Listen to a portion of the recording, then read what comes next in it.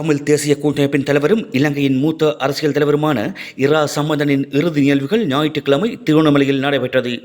இந்நிகழ்வில் இலங்கை ஜனாதிபதி ரணில் விக்ரமசிங்க உட்பட பல அரசியல் பிரமுகர்கள் கலந்து கொண்டனர். அத்தோடு தமிழக பாஜக தலைவர் அண்ணாமலை அவர்களும் கலந்து தமது இறுதி வணக்கத்தை செலுத்தியிருந்ததுடன் அஞ்சலி உரையொன்றையும் வழங்கியிருந்தார். அஞ்சலி உரையில் அவர் மேலும் கூறியதாவது: இந்திய பிரதமர் மோடி அவர்கள் 5 வருடங்களுக்கு முன்பு இலங்கையில் இரா சம்பந்தன் அவர்களை சந்தித்த போதும் தமிழர்களுக்கு ஓர் நீதியான தீர்வு கிடைக்க வேண்டும் என சம்பந்தன் அவர்கள் தனக்கு கூறியதை நினைவுகூர்ந்து முகநூல் பதிவு ஒன்றை வெளியிட்டுள்ளதாகவும் அதற்காக தானும் தனது கட்சியும் இந்திய நாடும் எப்பவுமே துணை நிற்கும் எனவும் கூறியிருந்தார். அத்துடன் இங்கு இருக்கும் தமிழ் மக்களுடன் தமிழக மக்களும் இந்திய மக்களும் உடன் இருப்பார்கள் எனவும் தெரிவித்திருந்தார். முன்னதாக தமிழக முதலமைச்சர் மு.க. ஸ்டாலின் அவர்களும் இந்நிகழ்வில் கலந்து கொள்ள இருப்பதாக தகவல்கள் வெளியாகியிருந்த நிலையில் அவர் இந்நிகழ்வில் கலந்து கொள்ளவில்லை. இலங்கையின் வடக்கு கிழக்கு மற்றும் மலையகத்தைச் சேர்ந்த அரசியல் கட்சியைச் சேர்ந்தவர்கள், தொண்டர்கள், மக்கள் என பல நூற்றுக்கணக்கான மக்கள் ஒன்று திரண்டு மறைந்த தலைவர் இரா சம்பந்தன் அவர்களுக்கு தமது இறுதி வணக்கத்தை செலுத்தியிருந்தனர். இந்து பூஜக பக்ஷ சம்பந்தன் மேய்த்துமாගේ පවුලේ සමාජිකයනි மித்திரவர்கள், மத தலைவர்களே, கௌரவ ஆளுநர் அவர்களே, இந்திய விஸ்தானிகர் அவர்களே, பாரதிய ஜனதா கட்சியினுடைய தமிழகத்தின் தலைவர் அவர்களே, அமைச்சர்களே, பாராளுமன்ற உறுப்பினர்களே, அன்பான பொதுமக்களே, அனைவருக்கும் அன்பான வணக்கம். මට දීර්ඝකාලීන මිත්‍රයෙක් නැති වෙලා තියෙනවා. මම එතුමා දැනගත්තේ අවුරුදු 50කට ඉස්සෙල්ලා.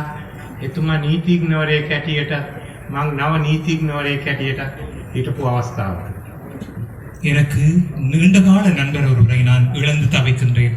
50 வருடங்களுக்கு முதலாக அவர் சட்டத்தரணியாக இருந்த பொழுது நான் ஒரு புதிய சட்டத்தரணியாக சத்திய பிரமாணம் செய்திருந்த சந்தர்ப்பத்திலே தான் எனக்கு அவருடைய அறிமுகம் கிடைக்கப்பெற்றது. 77 මම පාර්ලිමේන්තුවටත් එතුමත් පාර්ලිමේන්තුවටත් ඇතුල් වුණා නවක මන්ත්‍රීවරු හැටියට. 1977ஆம் ஆண்டு புதிய பாராளுமன்ற உறுப்பினர்களாக நானும் கௌரவ சம்பந்தன் ஐயா அவர்களும் உள்நுழைந்தோம் பாராளுமன்றத்துக்குள். මේ පාර්ලිමේන්තු ඡන්දෙදී තිරුකුණාමලයට මම සහයෝගය දුන්නේ අපේ පක්ෂේ කෘත්‍යාධිකාරී මණ්ඩල සභික නවරත්න රාජ මැතිතුමාට.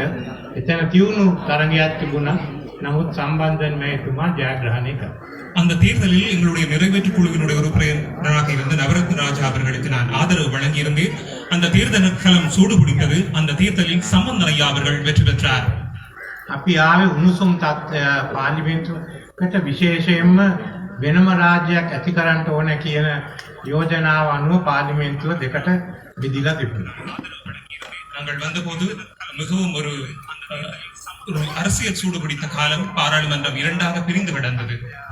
ඒ වගේම අපේ පරණ දෙවිත මන්ත්‍රීවරු හිට මම දැනගෙන හිටපු අය නවරත්න මැතිතුමා, අපේ සිතාර්ථන් මැතිතුමාගේ පියා, මෙහෙම කණ්ඩායමක් හිටියා. ඒ වගේම සම්බන්ධන් මැතිතුමාගේ අලුත් මන්ත්‍රීවරු හිටියා. அப்போது மூத்த அரசியல்வாதிகள் இருந்தார்கள். எங்கள் சித்தார்த்தன் ஐயா அவருடைய தந்தையார் இருந்தார். அதே போல புதிய பாராளுமன்ற உறுப்பினராக கௌரவ சம்பந்தன் ஐயா அவர்களும் அங்கே இருந்தார்.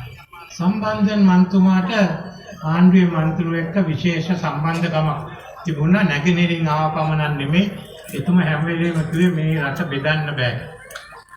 அரசியல் தலைவர்களுடன் நல்ல தொடர்பு சம்பந்தன் ஐயாவுக்கு இருந்தது. கிழக்கு மாகாணத்தை பிரதிநிதித்துவம் செய்த போதும் இந்த நாடு